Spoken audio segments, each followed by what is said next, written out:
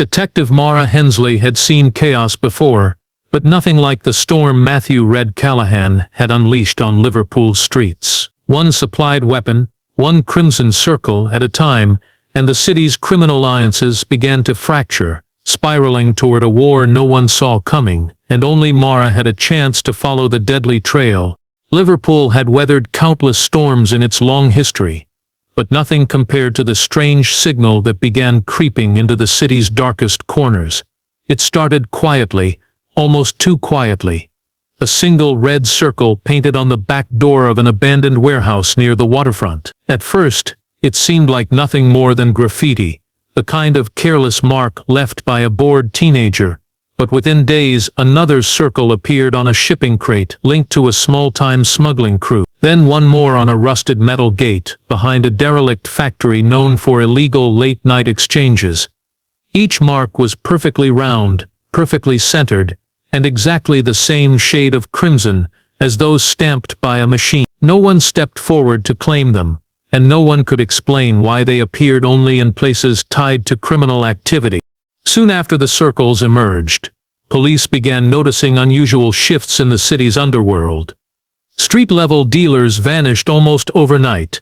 Arms shipments that were usually predictable became erratic, arriving at odd hours and distributed with suspicious precision. A gang that had been struggling for years suddenly had access to weapons far beyond anything they could afford.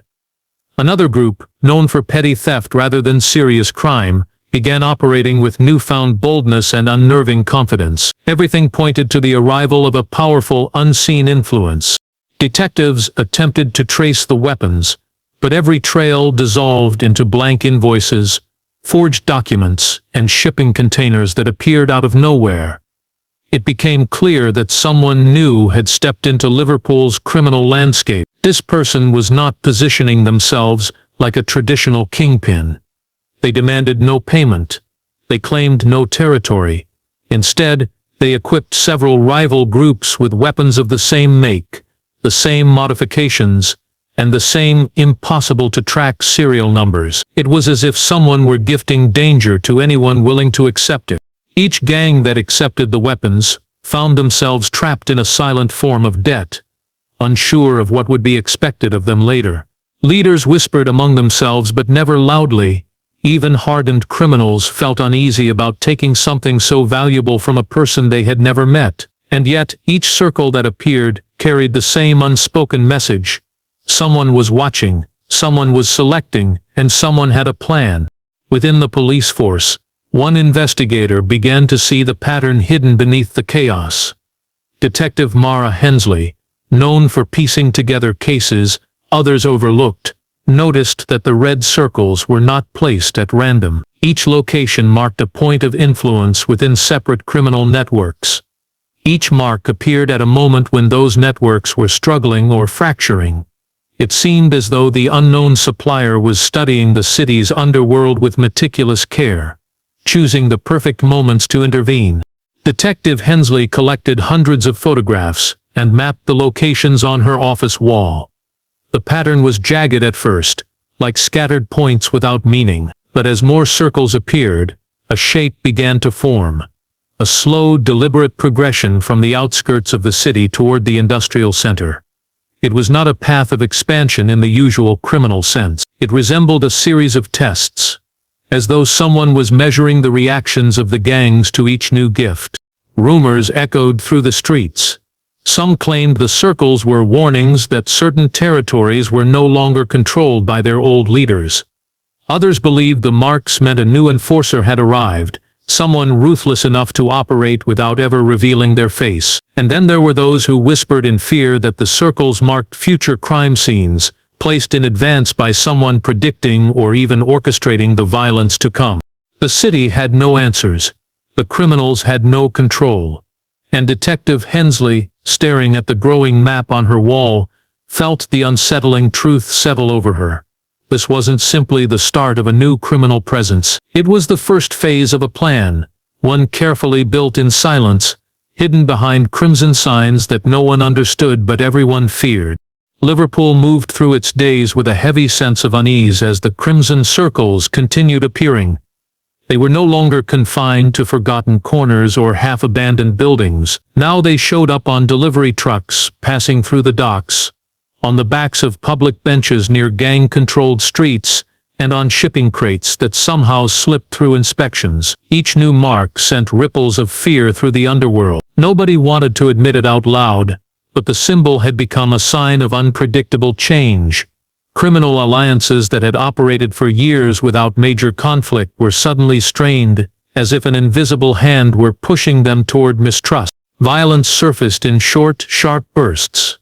A gang defense meeting turned into a street shooting when someone noticed a red circle on a nearby brick wall. A warehouse expected to hold counterfeit goods was found empty except for a single crate filled with high-grade rifles, all bearing the now familiar crimson insignia. Even groups with no history of working together found themselves locked in sudden power struggles, convinced their rivals had forged new deals with the unknown supplier. The streets echoed with the constant threat of retaliation, each faction waiting for the next blow. Law enforcement tried to calm the growing panic, but internal pressure mounted quickly. Officers who normally worked routine cases found themselves responding to scenes filled with weapons, far beyond what local gangs should possess. Surveillance cameras caught glimpses of vehicles entering restricted areas, only to have footage corrupted moments later. Shipping logs were altered after they were scanned into secure systems, leaving investigators staring at digital records that changed like shifting sand. It became clear that whoever was behind the circles had resources and access that went far beyond anything the police had ever seen from organized crime. Detective Mara Hensley spent long nights at her desk, tracing each new piece of evidence as if trying to follow the path of a ghost. Every clue pointed toward a skilled operation, yet there was never a face, never a name, never a single person caught on camera. Even the weapons themselves were nearly impossible to study. Their serial numbers had been removed using a method none of the forensic technicians recognized. It was as though the supplier anticipated every investigative step and stayed 2 moves ahead. Still, a few details emerged. The distribution of weapons seemed intentional, not chaotic. Each rival group received tools that pushed them into direct conflict with another specific faction. The effect was startling. Long-standing alliances dissolved overnight, while minor gangs suddenly held enough firepower to challenge established crime families. But the rise in violence did not resemble a typical turf war. There was no attempt to claim control. Instead, it felt like someone was engineering tension, watching as the city crawled closer to open conflict. Residents sensed the shift as patrol cars rushed through neighborhoods more frequently. Shops closed earlier than usual. Conversations in cafes were hushed. Everyone understood that something was stirring beneath the surface, something calculated, something crafted with patience. And as the red circles multiplied, so did the rumors. Some believed the marks pointed toward hidden stockpiles waiting to be discovered. Others thought the circles indicated loyalty to a new criminal leader emerging from the shadows. Detective Hensley refused to rely on rumor. She kept compiling documents, connecting incidents, and tracking changes in gang activity. Yet every answer produced a new question. Streets once controlled by a single group were now battlegrounds for 3 or 4. Cargo shipments disappeared completely, only to reappear in different districts with different recipients. It was almost as if the entire underworld had been placed on a chessboard, each piece moved by invisible hands. The more she studied the spread of chaos, the more she sensed an underlying structure. The supplier wasn't distributing danger randomly. Each circle, each weapon, each eruption of conflict seemed to push the city toward a larger shift, one that was still hidden beneath the growing disorder. And as tensions built, it became clear that Liverpool was drifting toward a silent breaking point, one that would soon reveal the true purpose behind the crimson marks. Detective Mara Hensley sat surrounded by stacks of satellite images, shipping records, and photographs of crimson circles sprayed across the city. The chaos in Liverpool had reached a point where even experienced officers struggled to distinguish random violence from engineered disruption. Yet Mara felt there was an unseen thread connecting everything. One quiet evening, while studying an old map of industrial zones, that thread finally revealed itself. She noticed that each location marked with a red circle formed part of a gradual curve. It wasn't perfect, but it was deliberate enough to catch her attention. The marks seemed to guide movement toward the docks, almost like a trail laid out for someone who understood how to read it. She began layering maps on top of one another. Older shipping routes, underground tunnels, abandoned railway lines, and updated police reports created an intricate web. Normally, these layers would show the city's usual patterns of transport and crime, but now they showed something much stranger. Every site with a circle was positioned at a place where illegal goods could be rerouted, hidden, or transferred without drawing attention.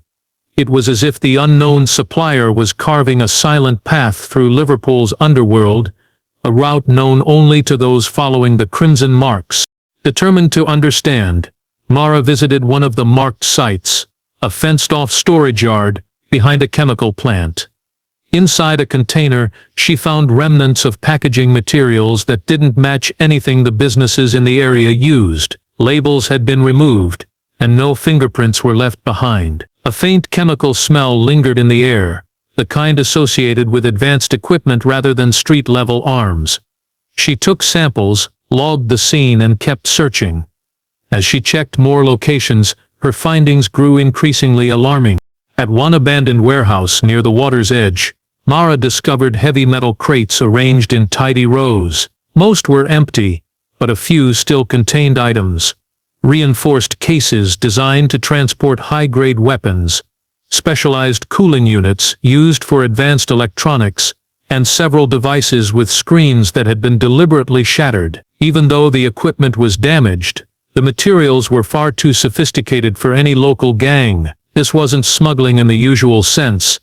It was preparation, as if someone had staged the area for a large-scale operation. That night, while reviewing evidence from the warehouse, Mara found something chilling, a blueprint tucked between two folders.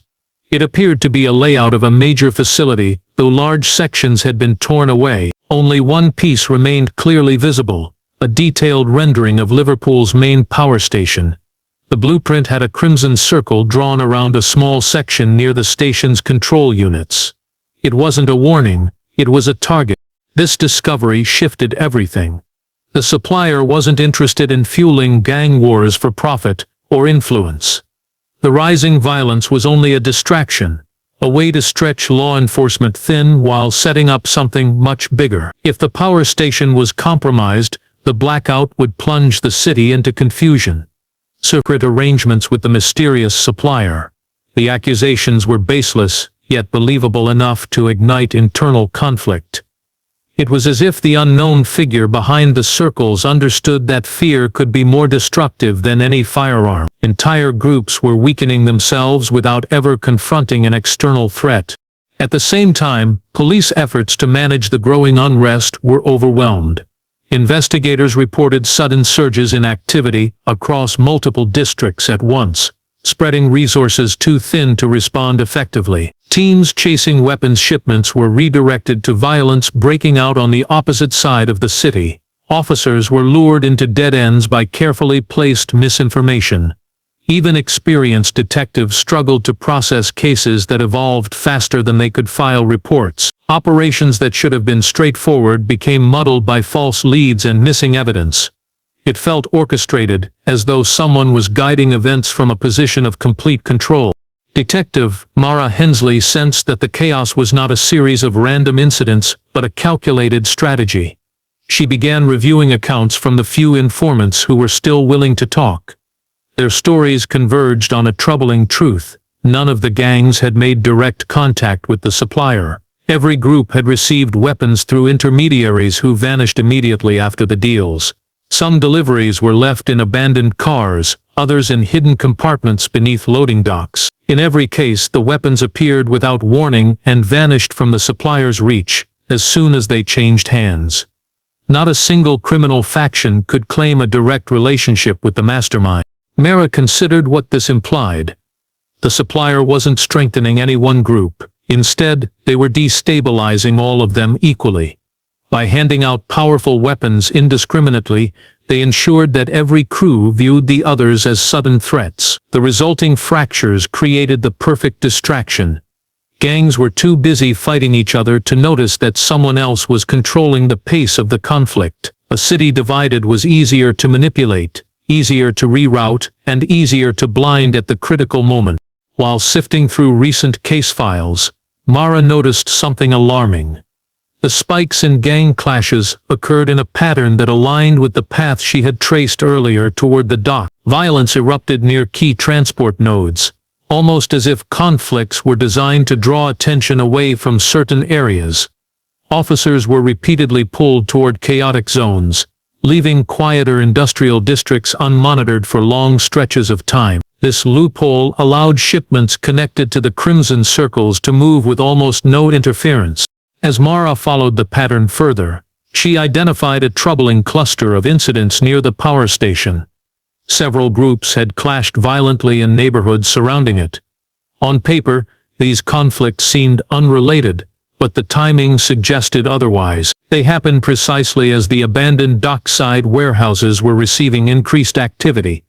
It became obvious that the supplier wasn't simply using the gangs as distractions. They were using them as shields. The escalating fights created an environment so volatile that police were forced to maintain heavy presence far away from the operation's true target. Rumors from the streets added another unsettling layer. Criminals whispered that the supplier was preparing something monumental, something that would change the power balance in Liverpool forever. But even those spreading the rumors had no idea what the plan involved. The whispers were fragments of a larger story no one fully understood. Fear drove speculation, and speculation fed the chaos. Detective Hensley stepped back and viewed the situation as a whole. Every shattered alliance, every violent confrontation, every vanished shipment, all of it was part of the same blueprint. The supplier had turned Liverpool's Underworld into a series of smokescreens, each one masking the next. The city was caught in a cycle engineered by someone who anticipated every reaction and twist. And with each passing day, Liverpool moved closer to a breaking point, one that would soon expose the true purpose behind the Crimson Circles. Detective Mara Hensley drove through the dim streets with a sinking feeling tightening her chest. The clues she had gathered over the past weeks all pointed toward one final moment, and that moment had arrived. The blackout threat, the dockside activity, the precision behind every distraction. The entire city had been maneuvered like pieces in a silent game. Liverpool was on the brink of something irreversible, and Mara knew she had only hours, maybe minutes, to understand the final move. She reached the power station just as the last traces of daylight slipped behind the industrial skyline. The site was eerily quiet, far too calm, considering the chaos unfolding across the city. The control building's door was already open, its lock cleanly disabled. Inside, Mara found the main floor empty. There were no armed guards, no gang members, no signs of the violent struggle she had expected. Instead, at the center of the room, placed with almost ceremonial precision, was a small device resting on the concrete. Beneath it, on the floor, was a crimson circle painted with flawless edges. Mara approached carefully. The device was engineered with the same sophistication she had seen in earlier discoveries, yet it wasn't active. Its battery pack was removed, resting beside it like an afterthought. A soft blinking light on the casing transmitted a faint signal, a beacon almost like a calling card. She realized the truth with a sharp jolt. This wasn't meant to shut down the power station. It was a distraction designed to look like the final strike. The real operation had never been here. She followed the signal's coordinates on her handheld receiver, racing back toward the docks. Every street she passed felt foam. Patrol cars rushed in opposite directions, responding to staged conflicts that now seemed painfully obvious. Entire neighborhoods were caught in manufactured chaos, all to clear space for what was unfolding in silence along the water. The Crimson Circles had guided gangs, police, and investigators away from the true center of the plan. When Mara reached the harbor, the air smelled of diesel and salt, mixed with an unsettling stillness. Floodlights flickered across empty loading zones. Containers sat half open, their contents stripped or rearranged. She made her way toward the old warehouses scheduled for demolition, the same cluster that her map indicated as the final convergence point. Inside one of the buildings, she found remnants of equipment used to bypass security systems, coiled cables, severed locks and tools wiped clean of prints. Footsteps led toward the private dock that no longer existed on updated maps. She stepped onto the weathered pier just in time to see a cargo ship sliding away from the edge of the harbor. Its lights were dimmed, its identification numbers covered. The vessel moved with steady confidence, unchallenged, as if its path had been cleared long before the night began. Mara understood instantly what had happened. The blackout threat had been timed to distract the entire city while the priceless artifacts, smuggled in earlier shipments and hidden within the warehouses, were loaded onto the ship and taken out to sea. There had never been a single dramatic explosion planned, no aggressive takeover of gang territories, no desire to dominate Liverpool's underworld. The supplier had used the gangs as decoys and the police as unwilling participants in a massive misdirection. Every conflict, every manipulated feud, every carefully placed circle had pushed the city's eyes away from the docks. The true goal had always been the artifacts, worth millions, perhaps more. The mastermind had executed the plan perfectly, leaving no trace of identity and no loose ends. When officers finally arrived at the harbor in response to Mara's urgent call, the ship was already a shrinking silhouette against the horizon. Investigators searched the warehouse district for clues, but most evidence had been destroyed or removed. Only a single crimson circle remained, painted on the roof of one warehouse, positioned so it looked out over the harbor like a farewell signature. Days later, Mara reviewed the case files with an unsettling realization. Nothing tied the operation to any known criminal group. No suspects emerged. No informants had helpful names, and no financial records hinted at who had funded the operation. It was as if the supplier had stepped into Liverpool solely to complete this one task and then vanished without a trace. The stolen artifacts were never recovered. The ship never appeared on international records. The mastermind behind the Crimson Circles was never identified. And the city, left shaken and fragmented, spent months rebuilding from chaos engineered by someone who never needed recognition. In the end, the Crimson Circles became symbols not just of danger, but of vulnerability, a reminder of how easily a city could be manipulated by a mind that planned every move long before anyone realized